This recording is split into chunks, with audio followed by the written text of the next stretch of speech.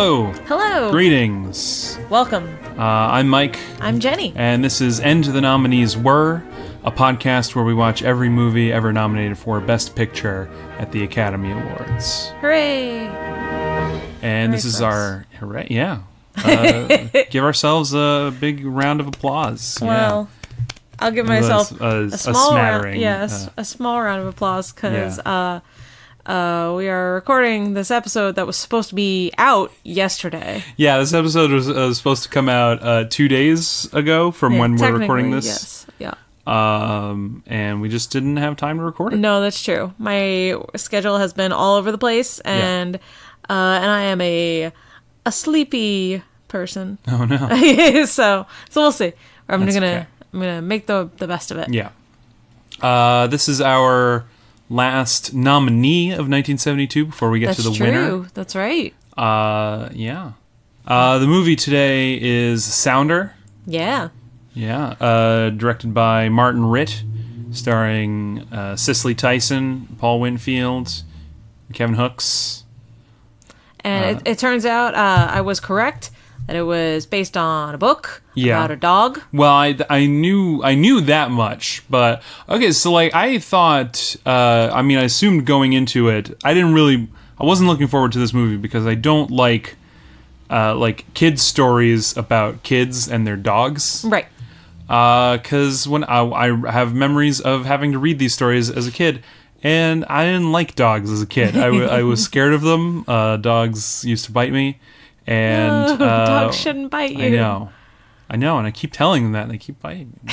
Yeah. But yeah, I didn't like dogs, and I remember in like third or fourth. I had never read this book, by the way, and I've never read like Old Yeller. But I had to read one of these dog books. I had to read Where the Red Fern Grows. Yes, I read that one. Mm-hmm. I remember. Yeah, I didn't care for it. Yeah. I remember when I was in. I think it was when I was in fourth grade, going into fifth grade.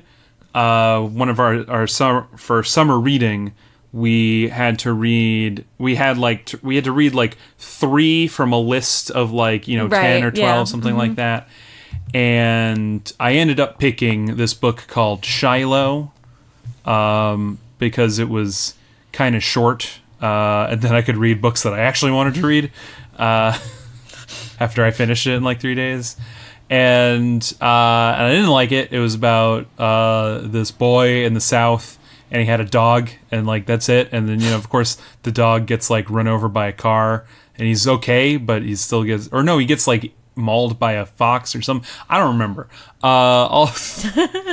Just any bad thing you can imagine happening to a dog would always happen in these books. Yeah, I don't even remember what happens to the dog in Where the Red Fern Grows. I know they die, or at least one of them does. I think there's 2 dogs. Okay. Anyway, I read this book and I didn't care for it. And then the next year, when like 5th grade going into 6th grade, they had another summer reading list, but it was there were a couple that we could choose from, but there were also some that we had to read, all of us, because they wanted us to, be able to discuss with each other, and because of the overwhelming success in our grade of getting people to read the book Shiloh, we had to read the sequel, Shiloh Season, and I was like, no, why? More of this dog stuff. Maybe he gets eaten by raccoons or whatever in one book and gets run over by a car in the next one. I don't know. Just keep thinking of terrible things to happen to Shiloh. Right. Yeah. Poor Shiloh. Yeah. He doesn't deserve this. No, I'm sure he doesn't. I think we even had to watch the movie version of Shiloh. I don't know why there was so much Shiloh stuff. Friggin' dogs. Friggin' dogs. Yeah. I have gotten over my fear and dislike of dogs, but I still don't care that much about dogs. Like, I like pictures of cute dogs on the internet as much as anybody, but I don't actually want to be near dogs, really. Yeah. Okay. And I don't really, and like stories about deep emotional connections to dogs don't have the same resonance to me. I mean, well, I never had pets, so I understand that. I had fish. You You can't get emotionally attached to fish. No. You can't even tell them apart. They're fish. Yeah. And that's why you only get one fish at a time, so you can really develop a deep bond with it. Apparently. But no, we had a fish tank. Yeah. So we had a bunch of fish in it. And then one year we went on vacation and my cousin was supposed to feed the fish, but I don't know, apparently you were supposed to put, well, he didn't forget to feed the fish, but you were supposed to put like ice in the fish tank or something when there was a heat wave or something like that, and he didn't remember, and then the fish died. I know. Did they boil? Apparently. That seems really hard. It seems, I imagine they can't have literally boiled, you know, but it wasn't good. It wasn't good. Yeah. So then I never loved again. Yeah. That sounds about right. Yeah. But yeah, so I don't know. I understand the idea of emotional connections to animals. Yeah, I understand the ideas behind animals most. Are nice for the most part. Yeah, they're very genuine. Yep, that's true. I understand the idea behind most emotional attachments. Doesn't mean I get them. That I have those same feelings. Yep. Seeing as how I am a robot. I am a robot. I don't know if we told you listeners that this is the first podcast hosted entirely by artificial intelligence. Yep. That's why we're watching all these movies. We're trying to understand humanity. What is love? Yeah. So let's talk about Sounder. Yeah, that was all basically to say that I was pleasantly surprised. This movie's barely about this dog named Sounder. That's true. Yeah. It is mostly about this kid. Yeah. David Lee. I do remember reading that when this project was brought to the screenwriter, they want to adapt it, he like turned it down because he's like, I don't really want to write about a kid and his dog. And they're like, nah, you don't have to do that. He's like, okay, I want to write about like this family and their experiences. And they're like, sure, fine, whatever. Yep. And that was a good decision. Yeah, I agree. I want to get into this after we talk about the movie a little bit, but I didn't read the book, but I read the Wikipedia summary of the book, and the book sounds terrible. Yeah, it sounds like what I thought the movie was gonna be. It's just misery. Yeah, and but we'll get into that. So, although I will say that even so, watching this movie, I just a lot of the time just had a sense of dread. I was just waiting for bad things to happen to people. Yeah. It's like low-key... I think it was the immigrants' fault. Right. I think the immigrants conditioned me for that. This movie does have a lot in common with the immigrants, I think, in like style and like I can see that. Not like the specific story beats, but like the characters that it focuses on. There's a very not working class, even like they're rural people. They're like they have land, and that's about it. Yeah. They are, and they're sharecroppers, so they don't even get to really profit or anything. Yeah, it seems like they have their own little homestead that they might grow some stuff on, but their job is farming for someone else. Exactly. And they get to keep, like, part of it. Yeah. And it's clearly not really, they don't make money doing it, because they also, the guy that owns their land is the guy from the grocery store that they, they just have a credit bill, like, that they, and they have, she like trades him, I don't know, wheat, I guess, I don't know, sugar, whatever it is, to get groceries and stuff like that, and he's just like, oh, well, you still owe blah blah blah, this and that, meh, meh. Anyway, he's a jerk. Yes. So this movie takes place in Louisiana in the 1930s, and it focuses on this this family. What was their last name? The Morgans, I believe. Yeah. I forgot that they had like a last name because at least because there's Nathan Lee and David Lee, and they keep saying them like that, so you just think that Lee is their last name, Also, it kept tripping me up because it's silly, but I just finished watching the show The Good Wife, and so I have The Good Wife on the brain all the time. I've watched like 7 seasons in like as many weeks, and one of the recurring lawyers on that show is named David Lee, and he's like the worst in the best way. No. And so I just kept thinking of David Lee, the lawyer from The Good Wife. I kept thinking of David Lee Roth. That's fair too. Who's also the worst in the best way. Exactly. Actually, no, I didn't think of him at all during the movie. I just thought of him now as we were having this conversation. But I could have thought. Yeah. I can't remember Cicely Tyson's character's name. Her name is Rebecca. Yes, Rebecca. Yeah. Yeah, she rules. Mm-hmm. Yeah, she's the best. Yeah, and so like, so they have a dog. The dog is Sounder. Mm-hmm. It's the small family. There's 3 kids. Yeah. And they live like real far out from town. Right. In this little tiny patch of land. Mm-hmm. They're a black family. I don't know if we mentioned that. We didn't. But it's important to the story. Yes. Yeah? We bring that up. Yep. Yeah, and they like Sounder is their coonhound, basically. Yeah. He helps them hunt food. Raccoons specifically. Yeah. And yeah, right at the beginning of the movie they're trying to get raccoons and they fail. Mm-hmm. They fail at hunting. Yep. And so the dad goes and steals some meat. Yeah, he feels like such a failure. He can't provide for his family. They're starving, like in the immigrants, basically. Yeah, that's true. But they're already in America, right? So they have to steal some meat to survive. But he gets found out pretty quickly.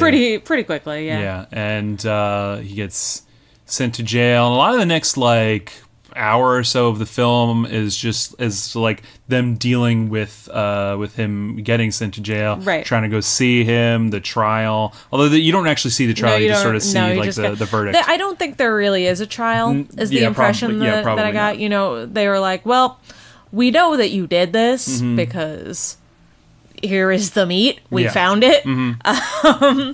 And so they basically just sentence him, and that's about it. And they send him to a prison camp, a labor camp. And because of insane Louisiana laws, they're not even allowed to know which camp he goes to. And I think it's just him. Because they're black. Yeah, it seems they say that, but I'm not sure why. I think they did make a law that black people couldn't know where their family really was. Weird. Yeah, I don't know.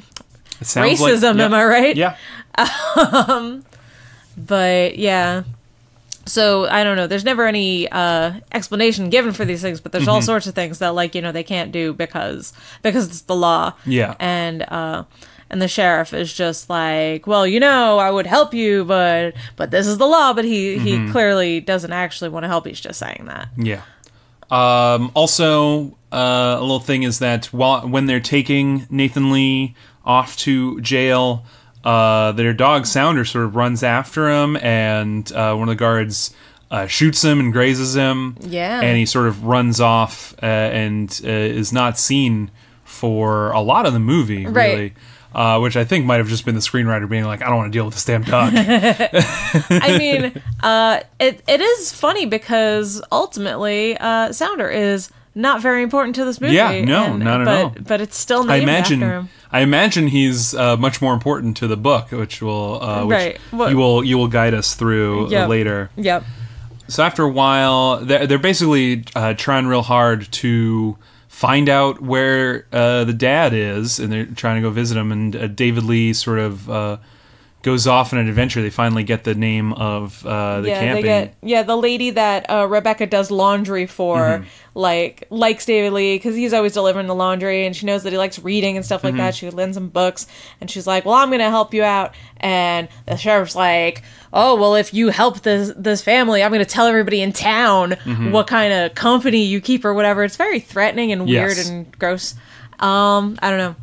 But she does it anyway, and it's nice. So then David Lee has to walk off by himself for weeks. It seems like. I think it's probably only a couple of days each way. Yeah, probably. Probably only maybe 2 or 3 days. Okay. Journey, but it's still a long time to just walk. They can't can't get a ride anywhere. Right. They're just going off into the wilds of Louisiana trying to find this labor camp. And he does get to the camp, but either his dad isn't there or they just shoo him away. It's kind of unclear. Yeah, it's unclear because everybody's just like, no, he's not here or whatever. But, well, and so then he starts asking the other prisoners, and they're just like, no, we don't know this guy. Yeah, so don't get us in trouble. Yeah, right, exactly.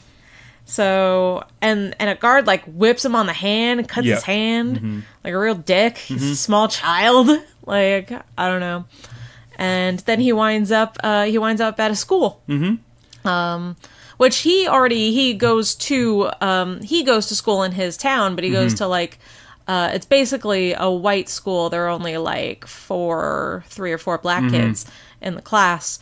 And he only goes like when he can, basically, when he doesn't have to work. Yeah, exactly.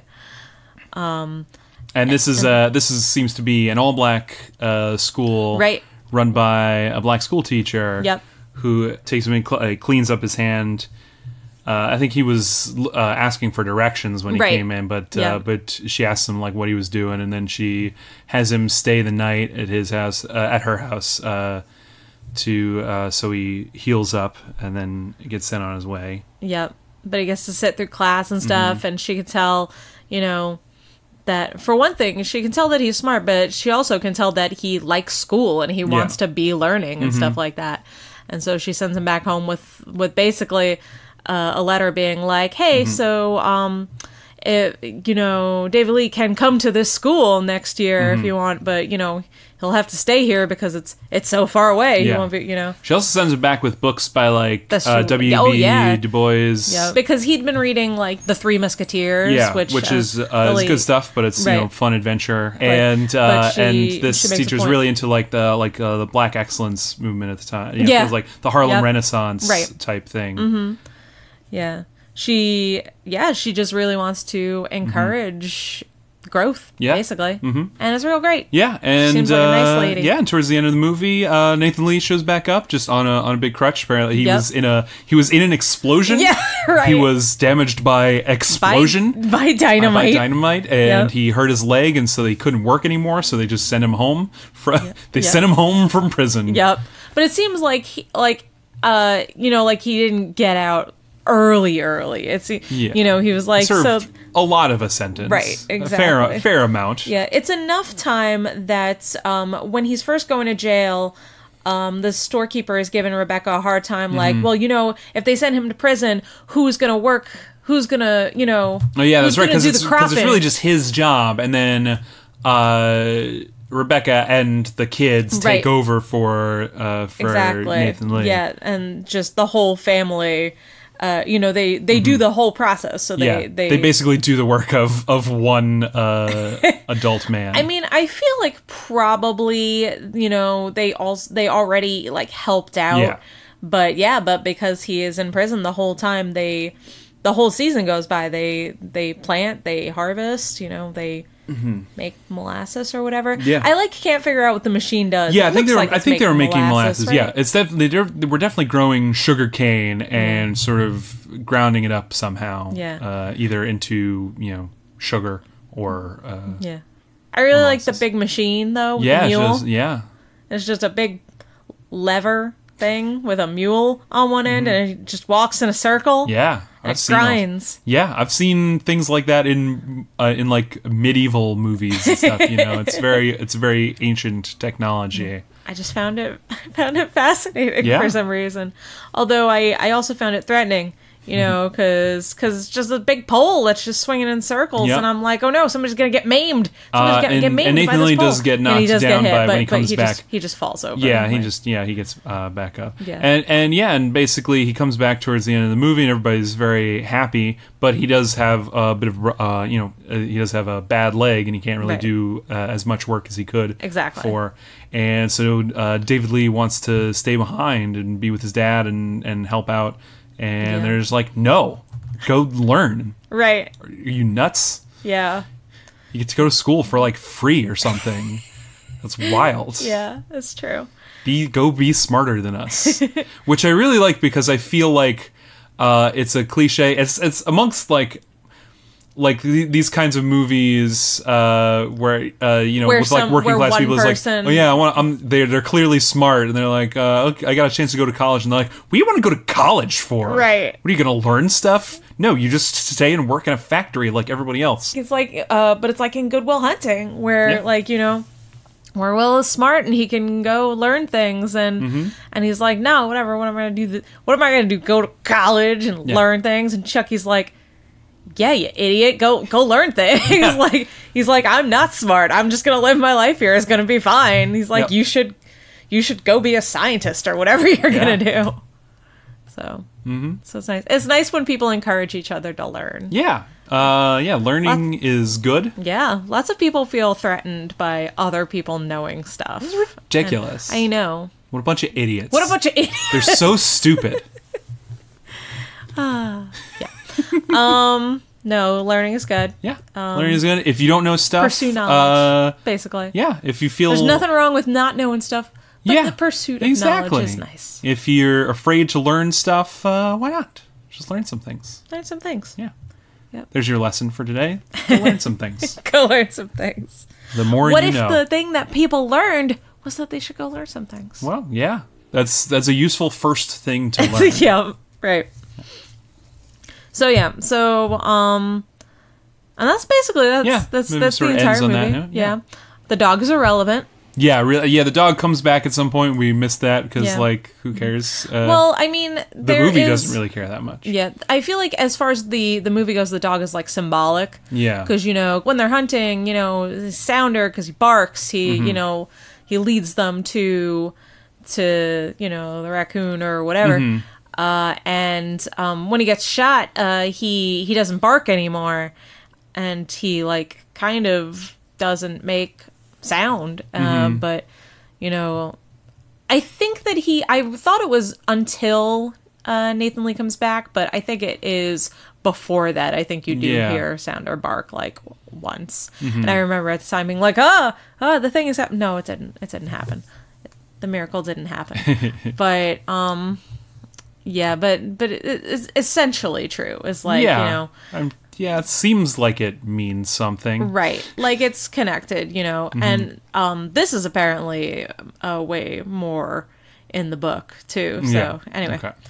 But, yeah. So, it's really more symbolic. Like, Sounder is supposed to be, like, you know, David's friend, kind of. But also, I mean, he goes with him on the journey. Yeah, that's true. Yeah, it's very important. Nothing happens, like, you know, Sounder doesn't, like, fight off robbers or anything like that. That would happen in an 80s kids movie. Yeah, exactly. That's the thing about Sounder, is that he doesn't actually do anything helpful throughout the movie. It's just a dog. Yeah, it's just a dog. You know, which is dog. Fine. Most dogs are just dogs. Right, exactly. Most dogs in dog movies have to be, like, some special dog. Exactly. Yep. That's what I was getting at. Yeah. But he's a dog. He's a good dog. Yeah. Yep. He helps them. Good dog. Yep. But I really enjoyed this movie. Yeah, I liked it too. It's a very simple story, you know. Not very flashy. It did remind me of The Immigrants, although like in The Immigrants there's a lot of like scenes of them just like doing farm work, and there's not that as much in Sounder, but it still has that sort of feel where you're kind of just watching these people's lives happen a little bit.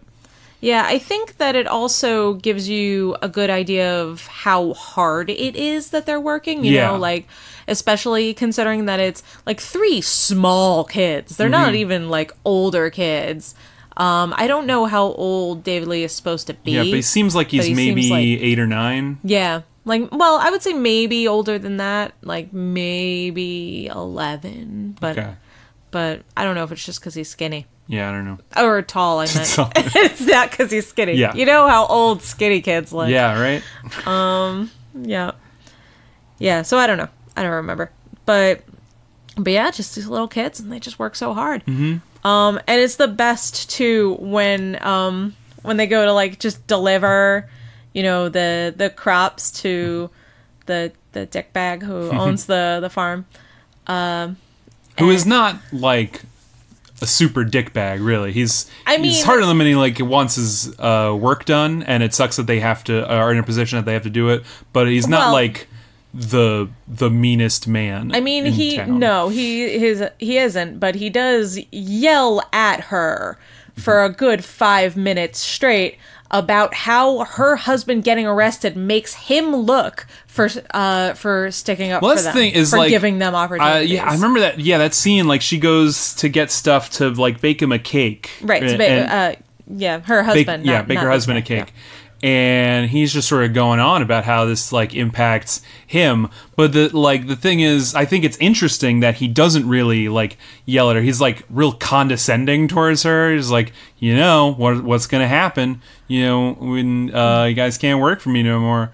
But yeah, I don't know. It's a weird thing. Like it would have been really easy for this movie to just demonize all of the people in town, like the sheriff and stuff, and they're you don't like them, right? I don't like the sheriff or anything, but they don't seem like evil. They just seem like they're like pawns in this system that has been put in place a little bit. I mean, yes and no. They are making those choices. Well, they are making those choices, but I don't think they're doing it maliciously. I don't think they're like cartoonishly evil people, which they they're not, which they easily could have been. But they are racist people. Probably. Yeah. Yes. Yeah. But it's just it's like saying, well, it was the style at the time. Yeah. Like yeah, but that doesn't make it better. They're still racist. Doesn't make it better. I'm not advocating for these people, right? But I do think. But you're right though that the movie doesn't make them evil. Yeah, I feel like a lot of the choices like around the edges of the story are very much about this system that is in place. So like how entrenched these statuses are. Yeah. Like in this town, it feels like black people are just sort of inherently inferior, right. And it's not that anybody's like choosing to make it that way. It's just like that's the way it's been, and so that's the way it's going to be. Yeah, but what I'm saying is that that's still a choice at all the time. Well, I'm not saying it's not. I'm just pointing out how the movie is sort of about that. Right. I agree. And I think it's very telling, when David goes to the teacher's house, when, she takes him to stay at her house after he's been at school, that, like, he kind of just stops in the doorway because he kind of can't get over what a nice house she has. Yeah, and it's like not a nice like how she lives in like very small. Yeah, it's a very small place, but she like, has nice things. Right, like she has like a tablecloth and books, and they live in a cabin with like nothing in it. Yeah. Basically, it's just all wood, and that's about it. Yeah, I think another thing that I felt is like I feel like the way this movie was shot, there's a lot of stuff going on in the background that just sort of like reinforces this world, almost like visual gags, except they're not funny. Like I remember at one point, the kids, I'll deliver the laundry to this woman that they do laundry for, this white woman who lives in a nice house and stuff, and they go knock on the door, and then it cuts to shot from inside, and it sort of follows the woman going to the door, and on her way to the door she like crosses behind a wall that has just a big huge rifle on it, and like as the camera turns, the rifle's pointed right at the door, and she's very nice. She would never, it doesn't seem like she would ever use it on these kids, but it's just sort of like showing that like that threat of violence is always there. It's always sort of inherent in the interactions you have, and another time when I think Rebecca goes to the prison to see her husband, and she's not allowed to see him, and there's a shot of her, and in the background you just see in the police station there's just like a poster on the wall, and all you can really read on it is the big word that says loyalty. Yeah. Yeah, and another one that I remember is like when Nathan Lee is in like the courthouse being sentenced, it's completely empty except for his family and the judge and a couple of like court personnel. There's no like audience, there's no jury, but like as it like pans over to see them leave, like the camera is right in front of the jury box, which is empty. Right. Yeah, and that's like the largest thing in the frame, just like showing that there's like nobody there to actually like, you know, judge him fairly. Right. This is deep. There's just things that I know. Like I just no, it's true though. I do think there's a lot of that sort of thing in this movie. I think it's very everything is like chosen with care. Yeah, and it's really nice. I like it a lot. Yeah, this movie was directed by Martin Ritt, who has made a lot of movies, most of which I haven't seen but are supposed to be good. He directed like HUD and Norma Ray and lots of. I've seen. Which ones? Oh yeah, I've seen The Spy Who Came In From the Cold. Okay. Which is very good, and The Front, which is a very good movie about the blacklist. A lot of movies that seem pretty good that I would like to watch, but I feel like he's never seen as like this, you know, this auteur type filmmaker because all his movies are very different. But it seems like he puts a lot of thought into like the staging and compositions, at least in this movie. Mm-hmm. Which I think was very well put together. I agree. I think it was. Mm-hmm. And all of the acting is quite good. Yeah. Yep. Cicely Tyson made me cry. She was very good. Yeah. When they reunite and stuff, she just has so many feelings. And then the kids are all, and then yeah. Kevin Hooks is real good too. Yeah, he's really good. Mm-hmm. Yeah, they both. I had emotions. Mm-hmm. Yeah, it's an emotional movie. It seems silly when that is my takeaway from a movie. I'm like, yes, I had emotions about this movie, but I don't always, you know. No, that's not true. I have. You have emotions about every single movie. Yep. Okay. So I'm gonna try as best as I can to not just read this summary. Okay. But I have to refer to it because it sounds an awful lot like. All the things that we like about the movie Sounder are the opposite in the book. Let's start with the fact that Sounder is the only character in the book with a name. Yeah, right? Isn't that just immediately horrifying? Yeah, I don't like that at all. Yep. The author refers to various characters by their relationship or role in the story. So that's probably like father, son, mom, I mean, I guess brother. I did read the book Ragtime, which has that same conceit with the main family. But I hate it there too. It's really weird because you read it, the first few pages you read it, and you're like, oh, it's just sort of like set in a general scene, and then you're like, oh no, these are the characters of the book. Yep, those are the characters, and it's weird there, especially because, you know, there are also like real people and people with character names in that book. So, yeah. I don't know. It's weird. Didn't like it. But that's beside the point. So, that's actually a thing in the movie that we didn't talk about, is that that's one of the things that I like when they're at the school. You know, there's that kid where they're supposed to just be telling true stories for some reason. That scene was so good. That scene is great. Yeah, they're just supposed to be telling stories. I guess the lesson is to tell the truth. And not to, like, make up stories or something? I think I think that is the lesson.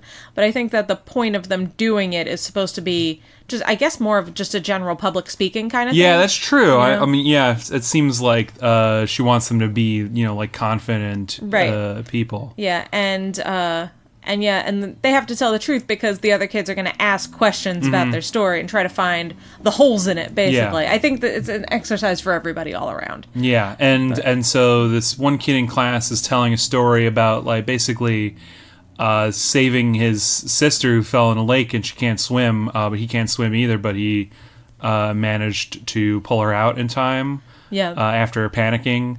Yep. And all these kids are like, whatever, and that didn't happen. That's ridiculous.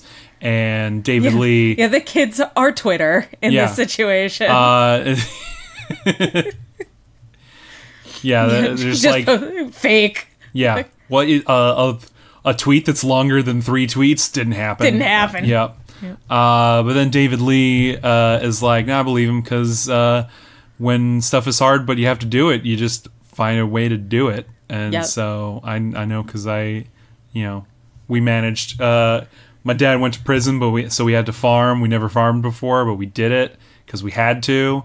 And so, yeah, I can see this kid doing it. Yep. That was a nice scene. Yep. Yep. So yeah. Dad still gets hard labor. Traveling county to county, the boy resolves to search for his father during the late fall and winter months over a period of several years. Yep. Several years. He also tries, here we go, with some success to teach himself to read newspapers. Huh. Yep. So, like, it's, I guess on the one hand, maybe it's nice that he still has this, like, drive that he wants to learn things, but it doesn't have the same, I guess, idea of, like, yeah, this kid is bright and we want to help him and this and that.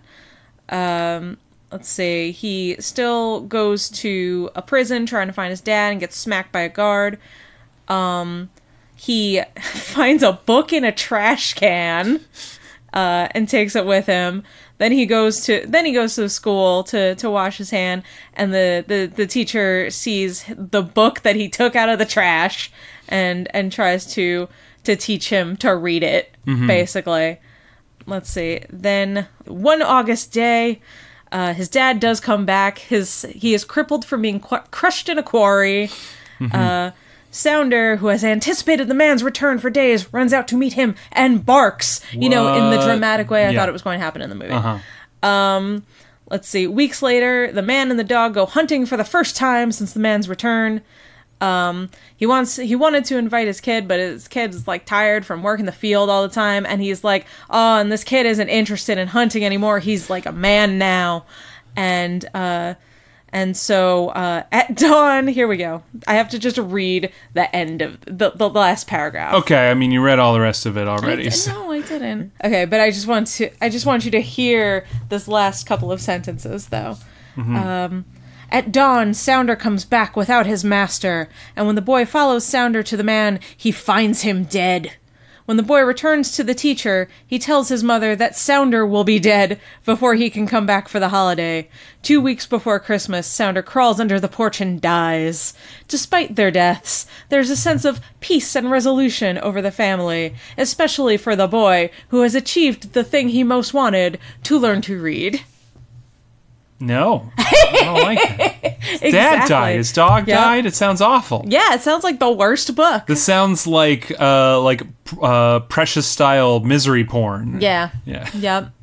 So that's how I feel about it.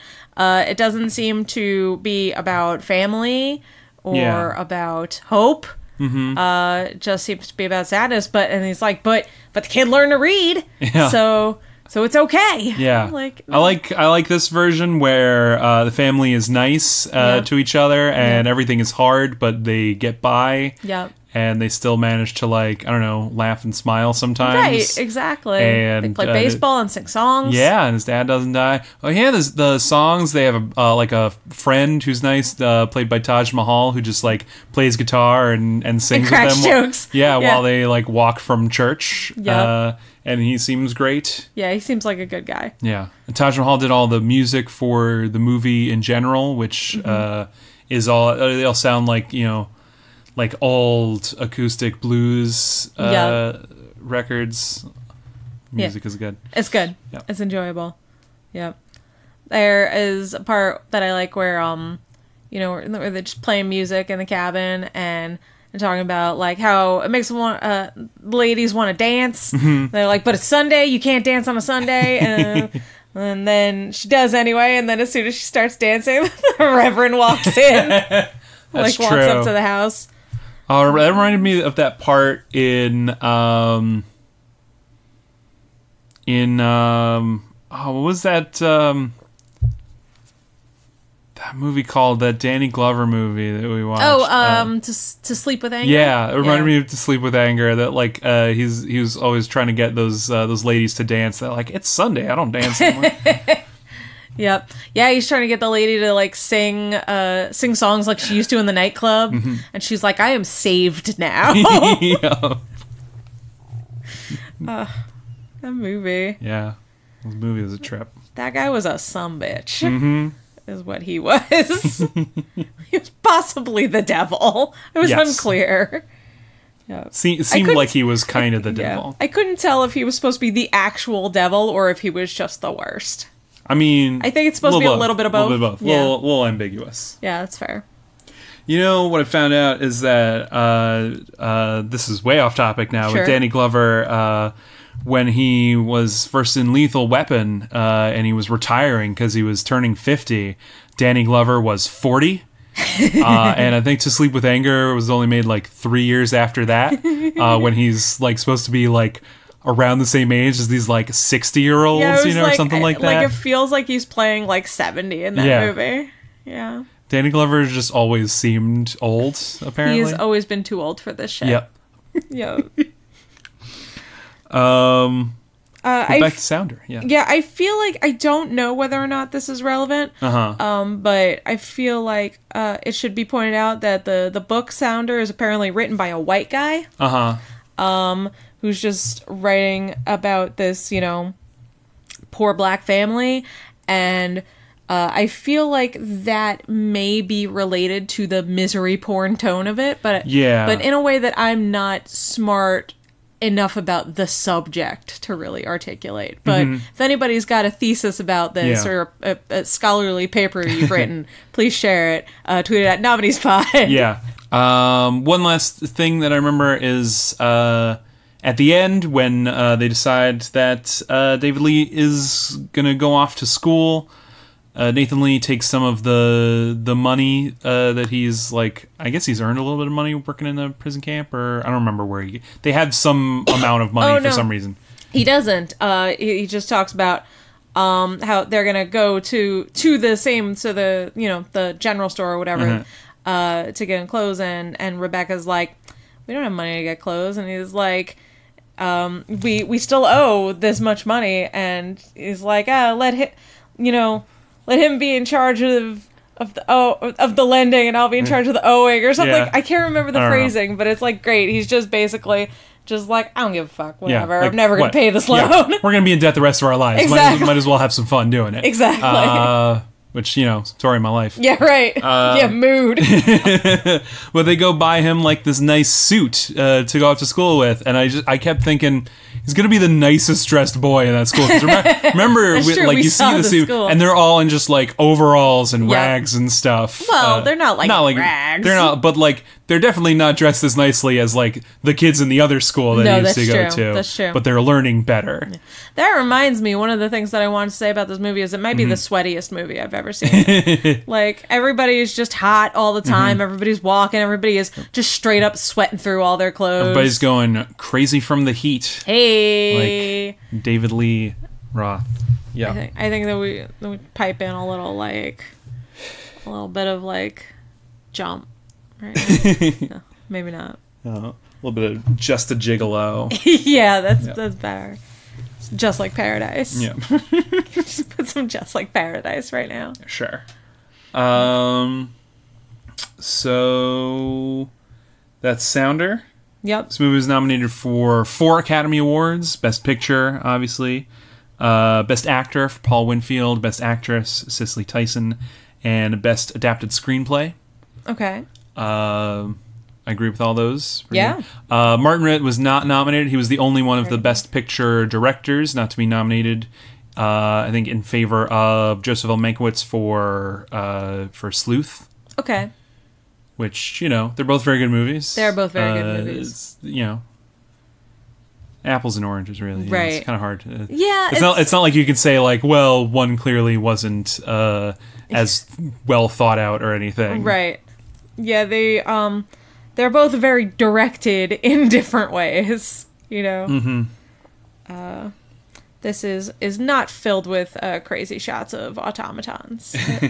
But yes. It has fields and sweating people, so... I do feel like, also, that... it's as much of a category fraud as getting Marlon Brando in Best Leading Actor to have Paul Winfield as Best Leading Actor. That's true. He's basically the Don Corleone of this movie. Yeah, you're right. I think quite good. He's very good. Yeah. I think he should have been nominated for Best Supporting Actor, maybe. Right. Maybe even give little Kevin Hooks Best Actor. Up. Yeah, why not? He was really good. He was really good. Child actors. No, I was gonna say like sometimes child actors are iffy, but like not more often than regular actors. I agree with that. Yeah, I think that when people talk about how unnatural child actors are and stuff like that, I think it's that they they don't hang out with children that much.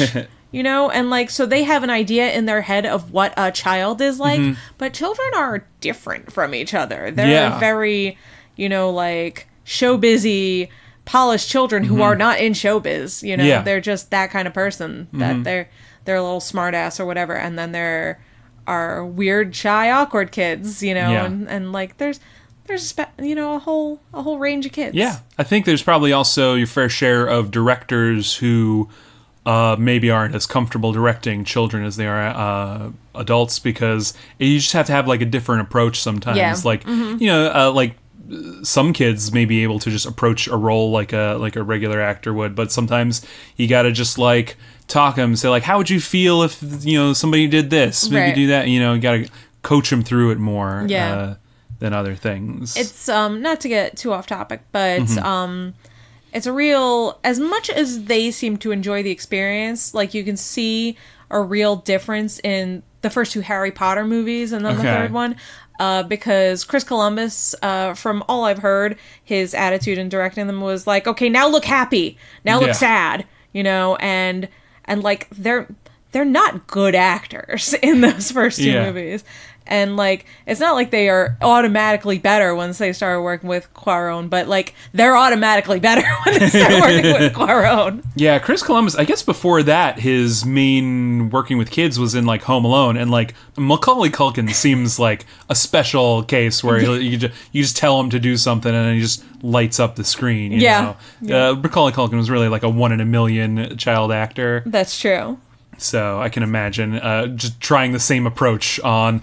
sometimes scenes with like hundreds of children and getting quickly getting out of control. And I found out that Macaulay Culkin listens to at least one movie podcast, so I think that we should tweet at him, get him posted to our show. Yeah, apparently. Like, hey, what's up? He seems big into podcasting now. He's got his own podcast. He has his own podcast. Yeah. I thought he might, but I wasn't 100% sure. Yeah. Well, there you go. Mm-hmm. Gotta get crossover going. Yeah, hit him up. Yeah. So, what else was I gonna say? Oh yeah, an interesting thing about this movie. A couple years later, I think 1978, they released a sequel to this movie called, weirdly, I think its official title is Part 2 Sounder. I think that's just because of like the way that credits, will show up on a movie screen. Like it probably was like they thought it'd be cool to have it say Part 2, fade in like Part 2, and then fade in Sounder. Right. But that means its official name is Part 2 Sounder. Got to think about these things when you're making your title cards. It's true. And that movie had the same producer and screenwriter, but none of the actors came back, and it's apparently awful. Okay. It's very not good. I don't remember what the plot of it is. I can't even find a link to it. There's apparently a sequel book, but I haven't been able to find out anything about it. So I don't know if they're related. Well, it does say that the Wikipedia for Part 2 Sounder does say that it was based on the book Sounder, not the second Sounder book.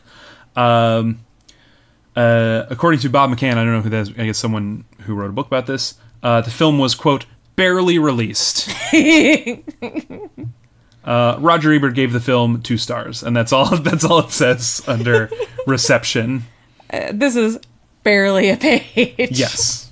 But another interesting footnote is that the kid who plays David Lee, Kevin Hooks, he continued acting for like another 10 years up into adulthood, but he transitioned into directing.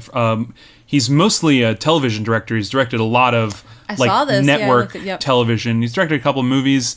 Made that one Strictly Business with Halle Berry And yeah, you kind of a vaguely familiar thing.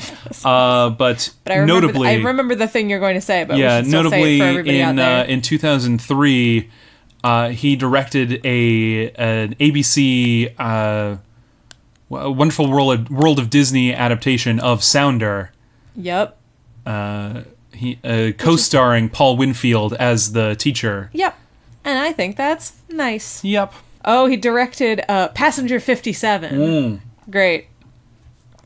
Yeah, it's mostly done television. Like, if you've watched a procedural at any point in the last 10 years, he's probably directed an episode of it, it seems like. Yeah, from what I remember, right, he did some of The Good Wife. He directed a lot of Prison Break, including, I think, the movie, like the wrap-up movie. Yeah. But that doesn't show up on here as a movie, so I'm not 100% sure. Yeah. That's cool. Yeah, it's interesting that Sounder exists. I'm kind of curious to see it, but also we'd just watch this. I'm definitely not going to watch it anytime soon. Right. And also, this one is pretty good. I don't really see the need to watch a remake of it. Yeah. Especially if it's what if it's faithful to the book or something? It sounds awful. I feel well, that's true. But I also feel like if it's Disney, it almost can't be. It's almost got to be even nicer than this version. Maybe. Yeah. I don't know. It's the wonderful world of Disney. You got to just feel good. That's true. Yep. You must feel good. Must feel good. It is the prime directive. Although I think that Disney also made Old Yeller, so. Oh yes, yeah. Nobody feels good. No. When they see it, I've never seen it. We don't have to watch it, right? I don't think so. Okay. Yeah. No, those live action Disney movies, I don't think they did particularly well for a long time. Okay. That's why Disney had to buy 20th Century Fox to get all those prestigious good movies. Okay. 20th Century Fox is actually because I always have the Wikipedia page open, which has every Academy Award nominee, right. And they've got some statistics at the bottom. Every Best Picture nominee, and 20th Century Fox has made the most Best Picture nominees of any studio by a wide margin. I did not know that. Yeah, and now Disney owns all of those movies. Do you think it's because they were? Well, no, I guess not. I was going to ask if it was because they were continually operating studio for the longest amount of time. Well, no. In fact, because they're still MGM. Is still, and Universal and stuff. Well, they all would have started around the same time, right? Or no. No, I'm just making shit up. Yeah, most of the big 7 studios are a lot older than 20th Century Fox. Oh, okay. Well, for one thing, 20th Century Fox started as two studios that merged, right. 20th Century and Fox. Right. And they both started around the late 20s, around the start of the sound era, and they merged in the late 30s or so. Okay. And, obviously, since they were 2 studios, any of those Best Picture nominees get, roped into that. But yeah, Universal started in 1919, right. and MGM shortly after that. Okay. I guess I just thought that Fox was older than it is. No, that's fair. Yeah. But what's interesting about them is, Fox Studios, it was started by William Fox, who produced Sunrise. Right. But for another studio. No, it was produced by William Fox Studios, but he was the first independent producer that would produce 4 or 5 big movies a year, rather than Universal would crank out product. And William Fox was what if I concentrate on making really good movies? Right. Maybe people will maybe those will make. I won't make as much money as if I made a lot of movies, but people will know the brand Fox, and maybe you'll start to make better, make more money. And so they focused on big prestige productions, and so they got a lot of Best Picture nominations. I don't think Sounder was a 20th Century Fox movie. So this is all irrelevant. Very irrelevant. But you know what? Why not? We had to talk about it at some point. No, we didn't at all. Hey! Distributed by 20th Century Fox. Hey, there you go. It all came back around. This is all on brand. Yep. On topic. It is on brand. It is on brand too. Yeah. Just every once in a while, I like to digress about the history of the business of movie making. This is actually true. It is on brand for you. That's it, right? I think that's it. Okay. Well, thank you everybody for listening. Leave us a review on iTunes. You got to get that ranking up. They changed the categories in iTunes, and now they're even more specific, and so there's maybe even a more of a chance that we'll like get into like a page of like movie podcasts. That would be nice. Yeah, that can only happen if you go into the iTunes store and rate us, leave reviews. That's how you get your number. Even if hundreds of people start downloading this podcast, we won't show up because nobody rates the podcast. You can follow us. Oh no, I was just gonna say, our friend Steph told us that we showed up as a Spotify suggestion. Yeah, that's really cool. I don't know how that we don't know how that happened. Yeah, that's wild. But that's still nice. Yeah, very cool. It's a nice thing. Yeah, listen to us on Spotify, and maybe that will happen again for somebody else. Yep. You can follow us on Twitter at NomineesPod, on Instagram at NomineesPod. Yep. I've been using it. Yeah, that's good. I mean, only, once per cycle, but still. Sure, why not? Yep. Send us an email at nominespod@gmail.com. It would give us something else to say at this ending part rather than this whole long spiel. It's true. We have a Patreon. Don't follow us on Patreon, or do, and then maybe I'll be forced to finally release one of our bonus episodes. It's true. Yeah, it feels like we're forgetting something, but I don't really know what it would be. Coming up next week, or in 2 weeks, or in 3 weeks. Yeah, right. Coming up at some point whenever we're able to record an episode. The Godfather. We got there. The number 1 or 2 greatest film of all time according to IMDb. According to people. Yeah, we'll see if it is good or if it is bad. I don't think it's bad. It's probably not bad. I've seen it before. I don't think it's bad. It hasn't suddenly become bad? Yes. It's canceled. The Godfather is canceled. You know what? We're canceling everything else. So. Yeah. Well, might as well. Yep. So that's coming up next. And then in that episode, we'll announce, our miniseries after that. Didn't we already announce? No, well, we're doing The Godfather. Oh, and then right. after We that, announced we already announced the one after that, but we're gonna announce the one after that. Yes. Woo! After The Godfather's 1994. Yep. 4 Weddings and a Funeral. Yep. That'll be interesting. Going right from The Godfather to 4 Weddings and a Funeral. You know what? The Godfather also has weddings and funerals. It has one. One wedding. I guess. No, it's it's all that stuff's in it's in Godfather 2. Well, no, there's one. There's one wedding. Seen it. There Godfather is 2, I've sort of like a wake or something. And then there's also a christening. Oh yeah. All right. Christening and a shooting and a shoot. Right, no. 4 shootings and a christening. Yeah. Right. Yep. Exactly. So look forward to more stellar jokes like that. I know. I promise I'll try to get some sleep before the next episode. Yes. You were fine. I was fine. Thank you. I was adequate. Yes. Yep. I have been mediocre. Later. Later.